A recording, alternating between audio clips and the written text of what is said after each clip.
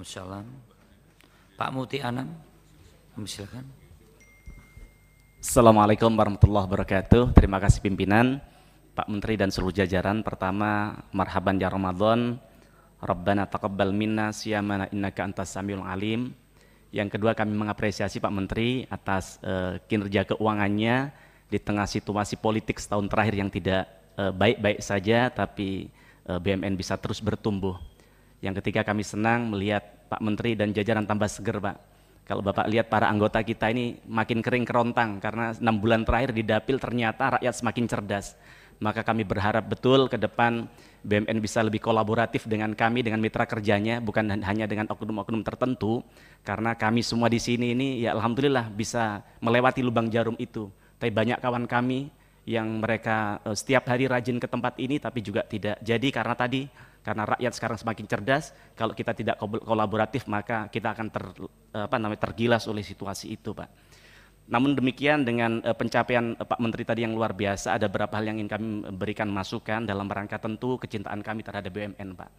Yang pertama, walaupun berbeda kubu, tapi kami sangat mengapresiasi atas apa yang dilakukan Pak Prabowo dalam upaya untuk memperbaiki BUMN.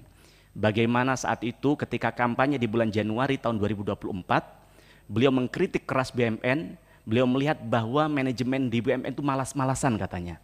Beliau juga mengatakan bahwa BUMN ini hanya mengandalkan proteksi pemerintah. Kemudian beliau juga mengatakan di kesempatan yang lain di bulan yang sama, di bulan Januari, beliau mengatakan bahwa BUMN ini ketika diberikan privilege untuk mengerjakan proyek-proyek pemerintah, mematok harga yang tinggi, bahkan bekerjanya terkadang molor dan banyak lagi kritik yang lainnya, Pak. Nah, kemudian kalau saya cocokkan dengan presentasi Pak Menteri tadi di halaman kedua, juga demikian. Jadi kalau kita lihat amburadulnya pengelolaan BUMN terlihat dari usulan dan realisasi BUMN sepanjang tahun 2020 hingga tahun 2024 yang senilai 226,1 triliun yang Pak Menteri paparkan tadi. Maka artinya adalah setiap dividen yang diberikan oleh BUMN kepada negara, pada kenyataannya akan kembali ke BUMN melalui PMN yang diberikan kepada BUMN begitu. Walaupun kita lihat kenyataannya banyak sekali termasuk karya-karya yang ada di sini, ketika sudah diberikan kucuran puluhan triliun dana dari PMN, tapi tetap saja hancur-hancuran. Begitu juga dengan Garuda Indonesia. Kemudian kalau kita lihat di bulan Maret baru-baru ini, Pak Prabowo juga mengkritik keras BUMN. Saya jadi heran, kenapa Pak Prabowo kembali mengkritik BUMN? Padahal di bulan ini pemilu sudah selesai. Padahal beliau tidak perlu lagi elektabilitas. Padahal beliau tidak perlu lagi mencari suara hati pemilih. Artinya apa? Artinya BUMN di mata Pak Prabowo benar-benar tidak baik-baik saja begitu. Maka saya tidak bisa bayangkan ketika nanti misalnya tiba-tiba siapa tahu Pak Prabowo terpilih menjadi presiden, yang kemudian beliau melihat bahwa BUMN tidak baik, bahwa BUMN hanya jadi benalu bagi negara, bahwa BUMN hanya jadi lintah darat bagi bangsa kita, dan kemudian beliau membuarkan BUMN ini, maka tentu Pak Erick Thohir sebagai Menteri BUMN di periode 2019-2024 akan dicatat sebagai dalam sejarah bahwa sebagai Menteri BUMN terburuk di dalam sejarah itu begitu, Pak. Maka harapan kami ke depan harus diperbaikin, Pak. Di waktu yang singkat ini ke depan harus dilakukan kerja-kerja taktis agar kemudian BUMN, mohon maaf kalau sekali lagi meminjam istilahnya Pak Prabowo, Pak Erick Thohir ini omon-omon aja begitu. No action. Jadi hanya kalau katanya anak muda seperti itu tadi. Nah, kemudian yang selanjutnya soal target BUMN dalam Renstra tahun 2022-2024 sudah pasti tidak tercapai. Artinya sekali lagi Pak Erick Thohir gagal total dalam memimpin BUMN periode 2019-2024. Saya ini sudah sering mengingatkan Menteri BUMN mengenai capaian Renstra. Sebenarnya cara sangat mudah untuk melihat kinerja BUMN adalah melihat capaian labanya. Kalau kita lihat di Renstra tahun 2020 hingga tahun 2024, yang di situ dipaparkan bahwa target kumulatif laba BUMN adalah 1.172 triliun. Mungkin Bapak lupa di halaman berapa, itu di halaman 65 Renstra. Nah, adapun target kumulatif kalau mau kita jabarkan tahun 2020 hingga tahun 2023 secara berturut-turut adalah 178 triliun, kemudian 199 triliun, 222 triliun, dan 248 triliun, yang kita total adalah 847 triliun.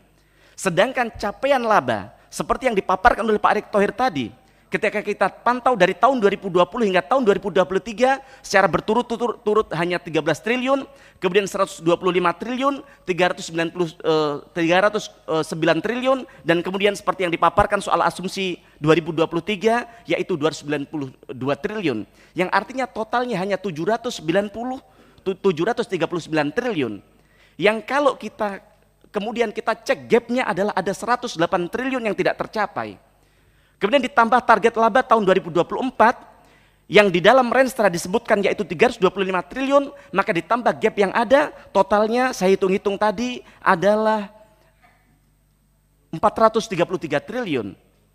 Nah, maka kami tidak habis di akal pikir kami, hal ini akan tercapai di periode akhir Bapak. Karena apa? Kalau kita lihat laba BUMN kontributor terbesar adalah dari Bank BUMN yang itu mencapai 44%.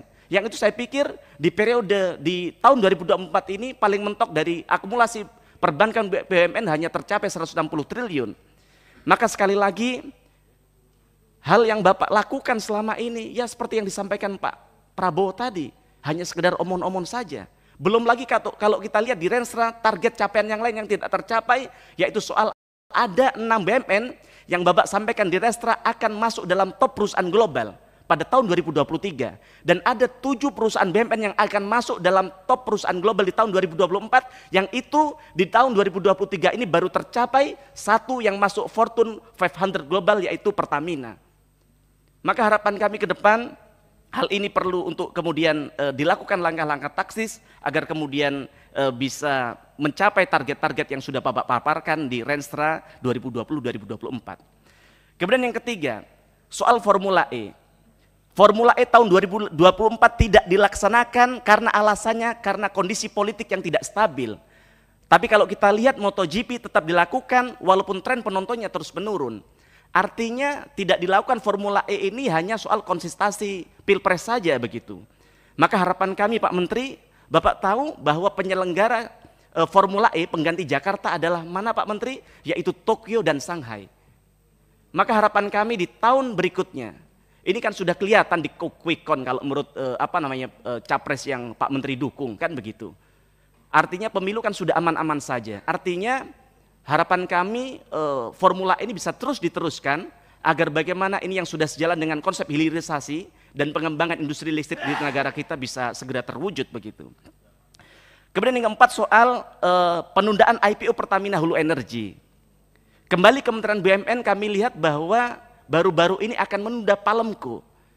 Tidak habis di pikiran kami bahwa 2 tahun yang lalu ketika negara kita mengalami kelangkaan minyak goreng, yang di sisi lain minyak sawit begitu melimpah di negara kita, yang kemudian ada inisiasi dari Kementerian BUMN untuk membuat Palemco agar menjadi industri minyak goreng terbesar di negara kita. Tapi kenyataannya baru-baru ini diumumkan itu akan ditunda. Apakah kita kalah dengan oligarki yang ada di dalam negeri kita, Pak? Yang kemudian ini tidak dilakukan, padahal rakyat sangat berharap banyak sekali atas hal ini. Kemudian yang kelima, Pak, pada kesempatan kali ini, saya Mufti Anam dari fraksi PDI Perjuangan mengusulkan dan meminta laporan keuangan BUMN atas pertanggungjawaban penggunaan dana investasi untuk pengembangan startup di Indonesia yang melibatkan anak perusahaan Telkom, anak perusahaan BRI dan lainnya yang dikucurkan ke berbagai startup yang mencapai triliunan rupiah. Kalau perlu pimpinan dalam hal ini dibentuk panja agar kemudian kita bisa tahu secara terang benderang persoalan yang terjadi ini. Kemudian soal PMN di halaman 7. Kalau kita lihat dari apa yang dipaparkan Pak Menteri tadi, ada peningkatan permintaan PMN naik 200%. Maka harapan kami ini bisa dikaji ulang, karena agar negara tidak begitu murah meriah memberikan PMN begitu saja tanpa mengukur produktivitas dari PMN itu sendiri. Maka yang pertama saya setuju dengan apa yang disampaikan oleh kawan kami Pak Herman Hoiron.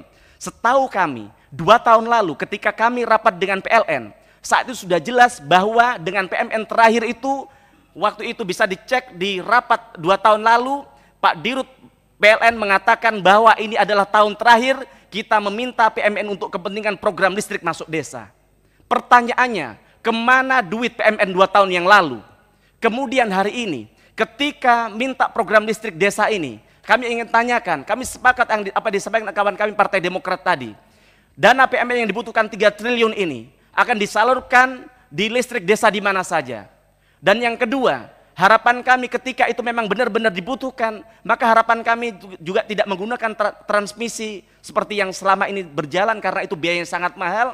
Mungkin ke depan bisa menggunakan EBT agar lebih efektif dan juga kemudian bisa mendukung program pemerintah soal energi baru terbarukan. Kemudian soal ID Food. Di minggu yang lalu kami juga rapat dengan ID Food, dengan RNI. Kami sangat kecewa ternyata setelah kami memberikan PMN ke RNI tidak ada perbaikan ke RNI. Dan ternyata di tengah mahalnya harga minyak goreng, di tengah harganya meningkatnya harga beras, ID Food bahkan jauh lebih mahal harganya daripada di pasar dan sebagainya. Artinya apa? Artinya PMN yang diberikan pemerintah tidak ada artinya sama sekali bagi mereka. Maka harapan kami, kalau ini tidak jelas peruntukannya, tidak jelas KPI-nya, untuk dicoret dari daftar usulan PMN di tahun 2024 begitu. Kemudian di halaman nomor 2 Pak Menteri, di halaman nomor 2 soal PMN tadi, kami ingin tanya agar tolak ukurnya jelas. PMN yang sudah diberikan kepada BUMN ini tidak secara akumulatif dividennya, saya ingin tahu secara jelas berapa dividen BUMN penerima PMN. Ini agar kemudian kita tahu mana saja BUMN yang sebenarnya hidup hanya bergantung dari PMN, agar kemudian tidak jadi benalu, tidak merusak BUMN yang bagus-bagus yang selama ini telah berjalan. Mungkin itu saja sedikit dari kami, kurang lebih mohon maaf. Assalamualaikum warahmatullahi wabarakatuh. Waalaikumsalam. Panjang banget. Oh, iya. Ibu Nevi. Latihan jadi oposisi. Ya, ya.